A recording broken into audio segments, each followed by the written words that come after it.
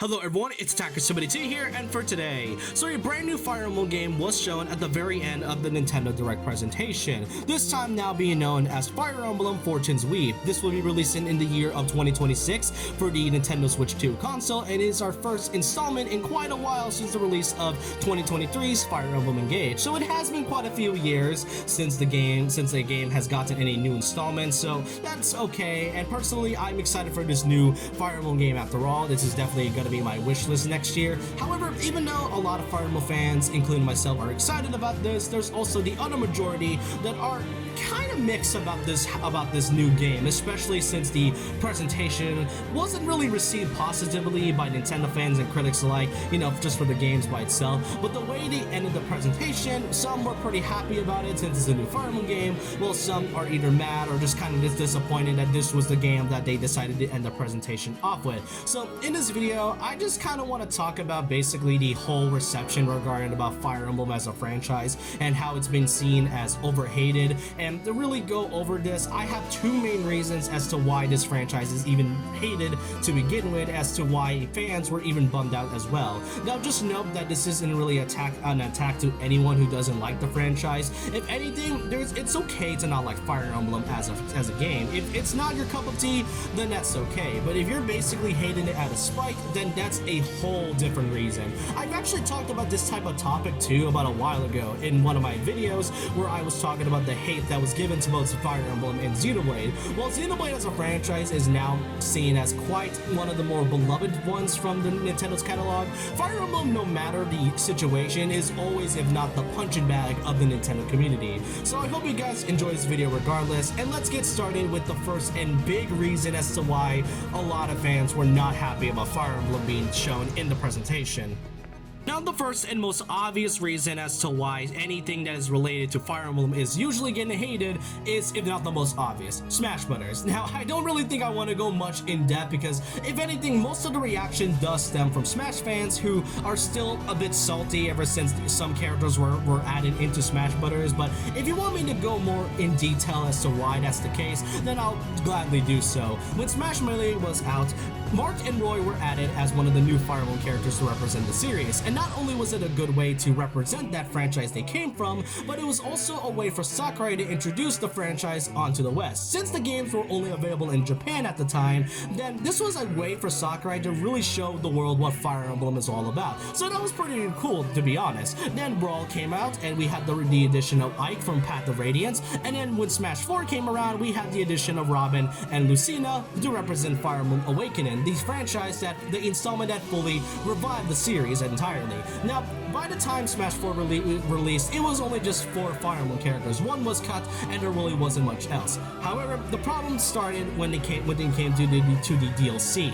Most notably, one of the final 2 characters that was added near the end of its cycle, Corrin from Fire Emblem Fates. Now, thankfully, Bayonetta was there to kind of ease the whole disappointment, because the thing about Corrin, though, is that even though I really don't hate Fire Emblem Fates or Corrin's edition, I can admit that him being added in retrospect wasn't exactly received a lot well from Smash fans, and even for Fire Emblem fans, this still was an okay addition by some degree in a way. Now, the thing about Fire Emblem Fates is that as an installment, it honestly wasn't seen great by many. I mean, it's alright as a game, I just don't think it's my personal favorite whatsoever. Now, the thing about Corrin's edition is that he was one of the final 2 DLC characters, and to come from the Fire Emblem franchise wasn't really already seen as positive by the Smash fans, and most notably is that Roy, a character who was a veteran in the Smash Bros series, as well as a character from Fire Emblem, was also added as DLC before Corrin. So there was quite a lot of negativity about having another Fire Emblem character being added, but what's more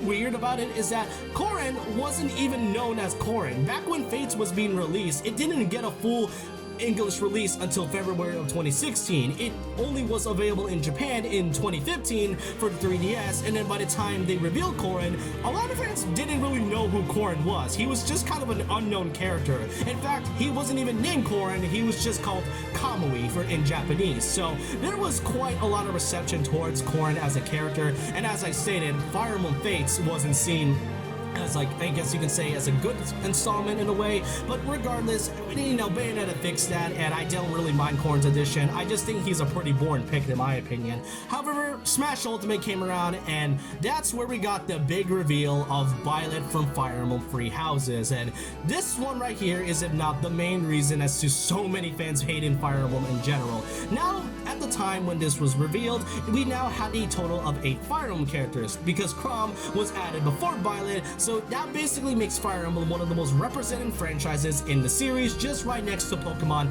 and Mario. While franchises like Kirby and Link or Legend of Zelda didn't really have much characters that are like unique to the franchise, aside from like having the different clones. I mean, Zelda most notably has like 3 versions of the same Link, so there was a bit of a problem with Violet's inclusion. Now, the thing about it though is that I don't hate Violet's addition whatsoever. I really like Violet since he's actually a character who has a unique moveset with the different swords and abilities, and just overall a pretty fun character. And unlike Corrin, at least Fire Emblem Three Houses released worldwide for the Nintendo Switch, so a lot of fans might have already been familiar with Violet at that point.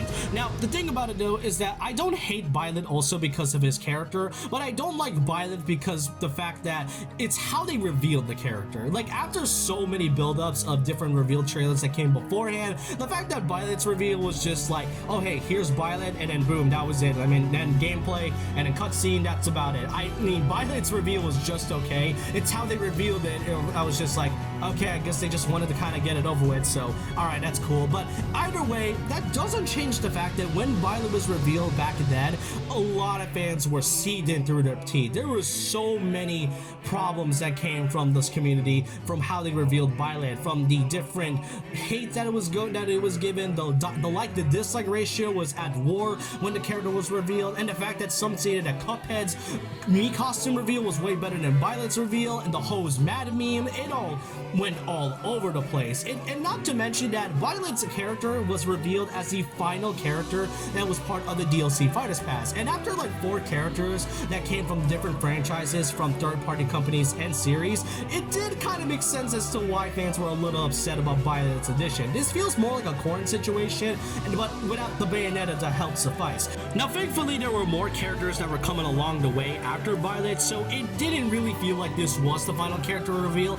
but nonetheless, so many fans were absolutely mad about Violet's addition, and it kind of got to the point where even Sakurai, the director of Smash Bros., has admitted in a Famitsu interview that, yeah, he does admit that there is a lot of Fire Emblem characters being represented in Smash Bros., but it was simply out of his control since the characters were all personally chosen by Nintendo themselves. So you can kind of see that Nintendo wanted to kind of promote Fire Emblem Three Houses even more by having the additional character, but for him being the final one, it did sour the whole thing. And not to mention that Sakurai did state it in his Sakurai Presents that he did get to play Three Houses before it came out, so he probably did have a lot of development with Violet before they decided to add him. But either way, Violet's addition, if not, was the main reason so many fans were mad about anything that was Fire Emblem related. After the addition of more characters from Chrom, Corrin, and even Roy, Violet was more so just the final straw that got a lot of fans mad about anything that is related to the franchise. If anything, I'm pretty sure some of them have never recovered from Violet's addition just because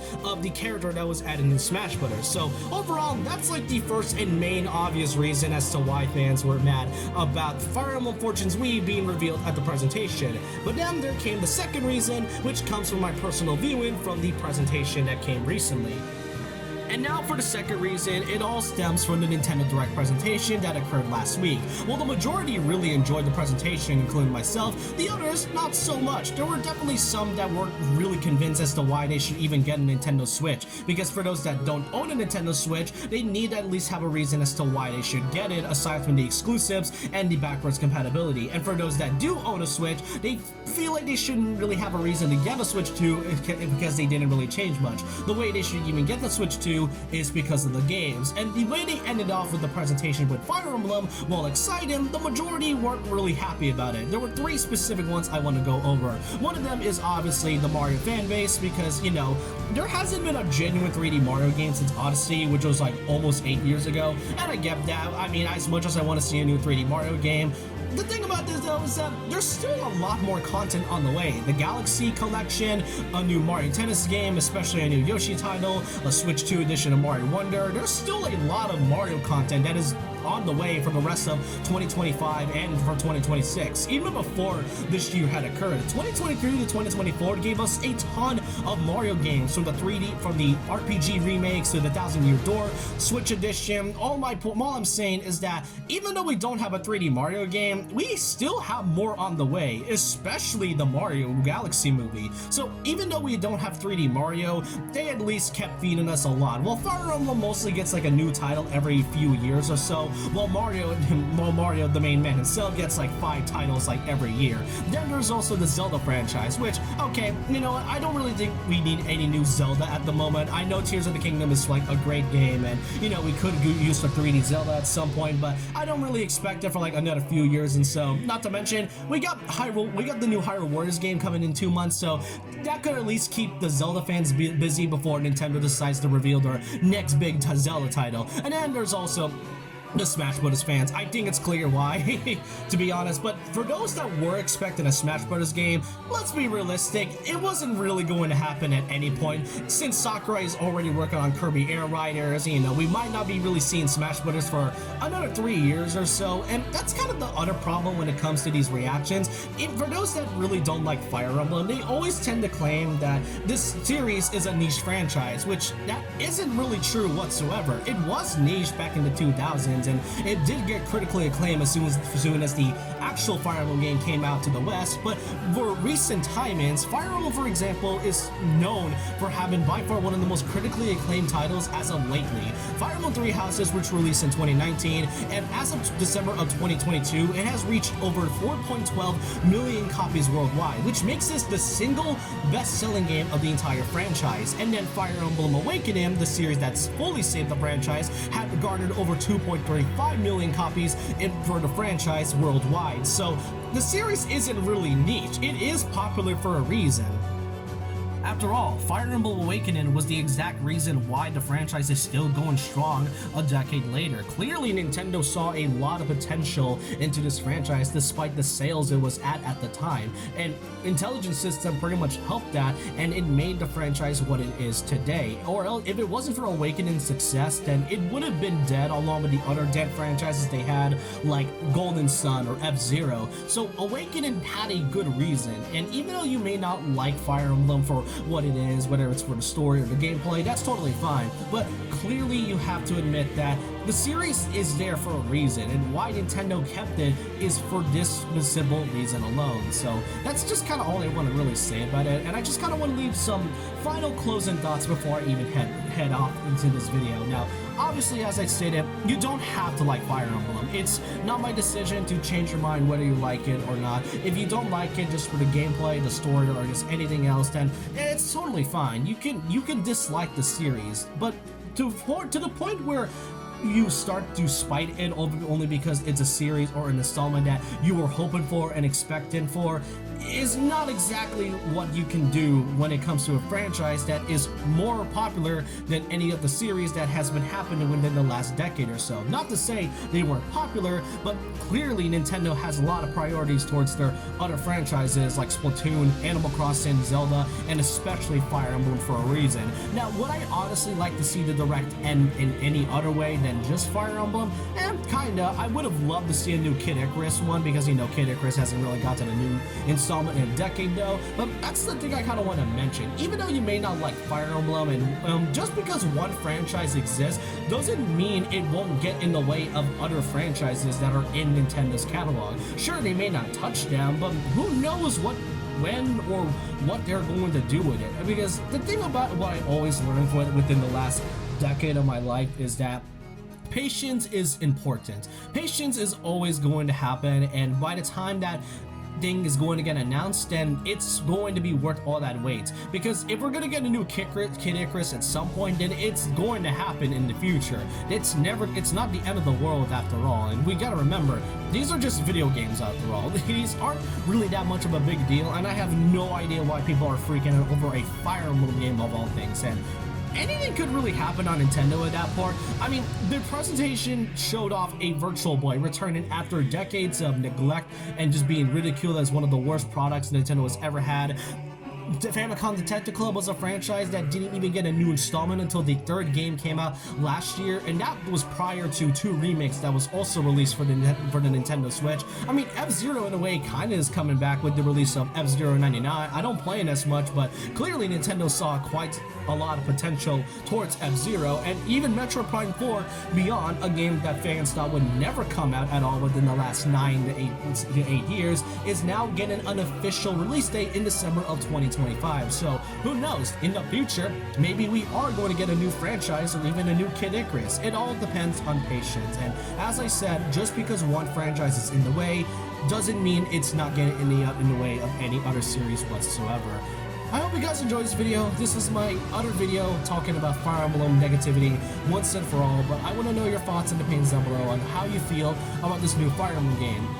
Personally, as I said in the beginning of the video, definitely one of my most anticipated ones for 2026, but I want to know your thoughts down below in the comments. And so with that, leave a like, comment, subscribe, hit the notification bell for more videos, follow my Twitter and Instagram, and I'll see you guys next time. And remember this, once a legend, always a legend.